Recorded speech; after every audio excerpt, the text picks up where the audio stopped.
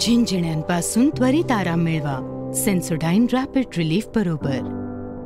Ballot मशीनवरती आक्षेप घेत तर मार्केटवाडी गावातील फेर मतदान करण्याची मागणी केली होती, मात्र प्रशासनाने ती मागणी फेटाळली आहे. उद्याच्याला बॅलेट पेपरवरती चाचणी मतदान होणार आहे, मात्र प्रशासनाचा दबाव आता वाढत चाललेला आहे. आपल्याबरोबर बोलण्यासाठी नूतन आमदार आहेत जानकर साहेब, काय सांगताल? 144 कलम उद्या लागू केले, उद्यापासून 5 तारखेपर्यंत. मला प्रशासनाला विचारायचं आहे की तुम्हाला अशा पद्धतीने वागण्याचे कारण काय त्याला? बरं, ह्याच्यामधून तुम्ही सरकारनं अडवावं, प्रशासनानं अडवावं, असं काय घडलं इथं? आमची मतं कुठं गेलेत हे फक्त आम्ही चेक करतोय. मग तुम्ही बनावट केलंय का? तुम्ही सगळी हेराफेरी केली का? तुम्ही लोकांना सगळ्या फसवलंय का? मग ही लोकशाही जिवंत नाही का? हे संविधान जिवंत नाही का? हे सगळ्या प्रश्नाची उत्तरं सरकारलाही मिळायची असतील तर या ठिकाणी मतदान होऊ देणं आणि लोकांना ज्या पद्धतीने भीती घातली जाते की तुमच्यावरती गुन्हे दाखल होतील, या ठिकाणी पोलिसाचा एवढा मोठा फौजफाटा आणलेला आहे, काय कारण नाही त्याला. जर एखादं गाव स्वतःहून स्वयंस्फूर्तीनं त्याला कळतंय की बॅलेटवर केलेलं मत बाबा आम्हाला त्या ठिकाणी समजतंय, ते मशीनमध्ये मत गेलेलं, मारलंय कुणाला, गेलंय कुणाला, हे त्यांना समजत नाही. आणि म्हणून या ठिकाणी जर पोलिसांना त्यांच्या बळाचा वापर का करतायत माहित नाही, का पोलिस आणलेत गावात माहित नाही त्याला. असं काय शासनाला धडकी भरली की बाबा हे जर या गावानं जर त्याचं कुठं मतदान गेलंय, कारण 10 दिवसापूर्वीच मतदान झालेलं आहे आणि 10 दिवसामध्ये 1-2% 10-5 मताचं व्हेरिएशन येऊ शकतं, पण ज्याला मतदान लोकांनी केलेलं आहे त्याला त्या ठिकाणी मतदान करणार आहेत. या ठिकाणी सगळ्या लोकांचं मतदान होणार आणि या मतदानाच्या बाबतीमध्ये जर पोलिसांनी काय वेगळा निर्णय घेतला, आमच्यावरती का अंतरवाली सराटी सारख्या गोळ्या झाडण्याचा, लाठीचार्ज करण्याचा प्रयत्न केला तरी हा उत्तमराव जानकर या ठिकाणाहून हलणार. पोलिसांबरोबर काय तुमची चर्चा झाली? चर्चा काय पोलिसांबरोबर?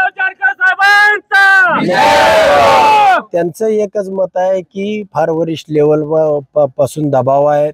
या ठिकाणी जर हे असं झालं तर प्रत्येक माणूस आपापल्या गावाची पडताळणी करेल आणि जर अशी पडताळणी झाली तर मात्र आमचं सगळं पितळ बिंग उघडं पडेल. आणि म्हणून ज्या गावामध्ये हे करायचं आहे, ह्या गावालाच दाबायचं, ह्या गावालाच भीती घालायची, ह्या गावालाच मतदानाला. पण मी सांगतो हे गाव लढावं आहे. गेली 30 वर्ष या गावानं वनवास भोगलेला आहे.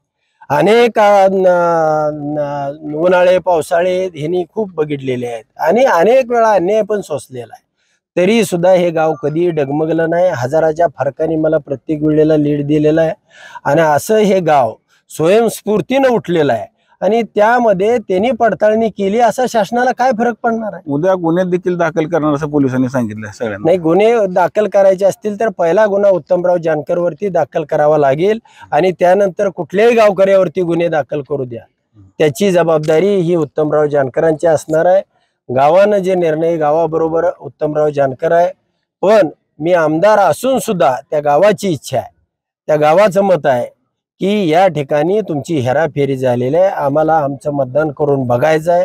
या ठिकाणी मीडियाला तुम्हाला आवाहन केलेलं आहे की तुमच्या नेतृत्वाखाली या ठिकाणी मतदान पोल होतंय का नाही मंडप टाकलेला आहे, या ठिकाणी बूथ लावले जातील, तुमचे कॅमेरे लाईव्ह चालू राहतील आणि एकही माणूस त्या ठिकाणी बोगस मतदान करतोय का? कुठल्याही दबावाला बळी न पडता उद्या मतदान होणार. उद्या मतदान होणार.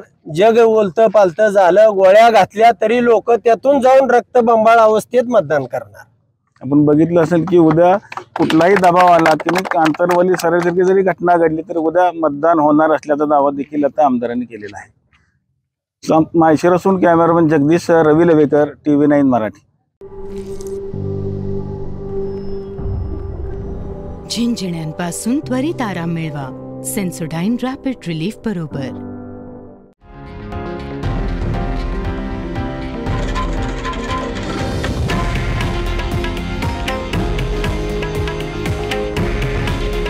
हे आहे देशातील नंबर 1 न्यूज नेटवर्क आणि आपण पाहत आहात TV9 मराठी.